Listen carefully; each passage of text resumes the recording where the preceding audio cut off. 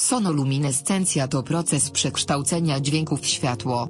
Istnieją dwa rodzaje sonoluminescencji: wielokrotna sonoluminescencja bąbelkowa MBSL i jednolita sonoluminescencja SBSL. Tworzenie sonoluminescencji w kolbie pełnej wody, która jest połączona z dwoma przetwornikami piezoelektrycznymi używane do wzmacniania dźwięku.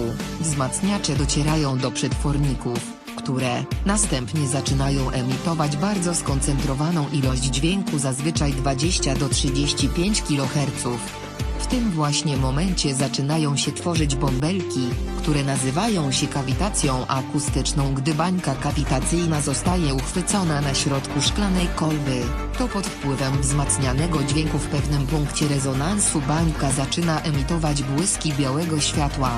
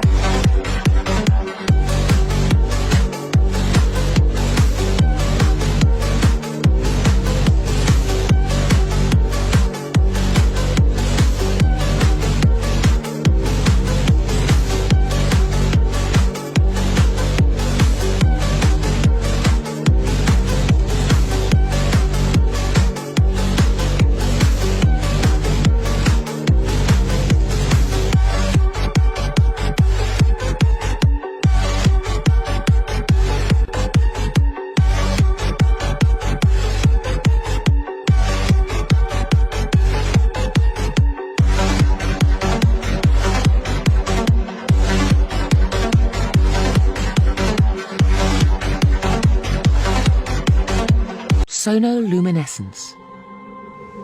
The first time I saw sonoluminescence was in a darkened room. I was transfixed to look at this spherical flask of fluid. And you look into the center, and in the center see a glowing blue-purple light, which could be seen with the unaided eye. Looked like a star in the heavens.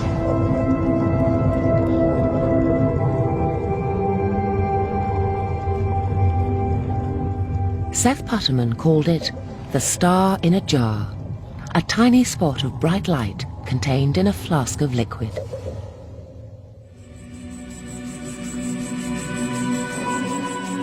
This star in a jar is made when a sound wave is passed through a small bubble inside a flask of liquid, and this sound wave makes the bubble do something remarkable.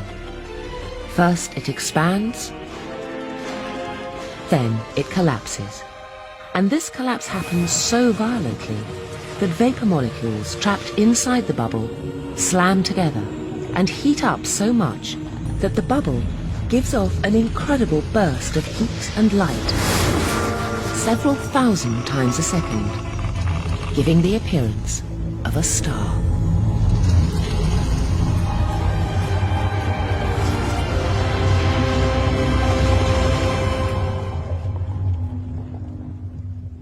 What made the phenomenon so exciting was the temperature of this star in a jar. On its surface alone, the light burns at tens of thousands of degrees. And Seth Putterman now contemplated a tantalizing possibility.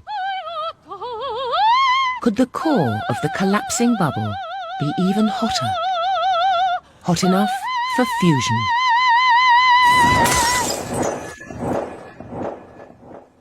One of the mysteries of sonoluminescence is to determine exactly how hot the interior of the bubble gets.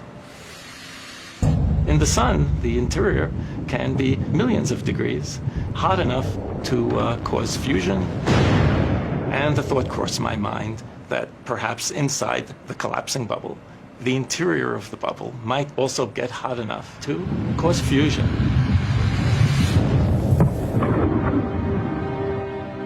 If so, this would be something truly amazing. By simply bombarding tiny bubbles with sound waves, temperatures of over 10 million degrees would be created. And nuclear fusion, the same reaction that powers the sun, would be happening almost effortlessly here on Earth.